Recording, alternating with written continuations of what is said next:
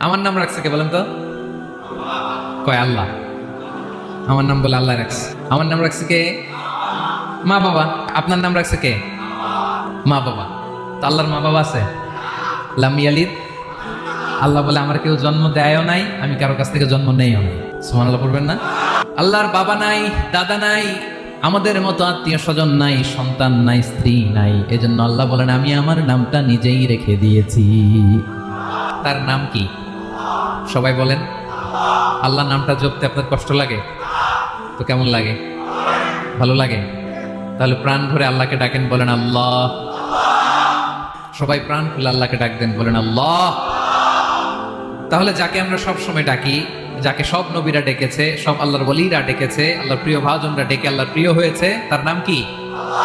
তার নাম রেখেছে কে? আল্লাহ নিজেই রাখছে। সুন্দর বলছে।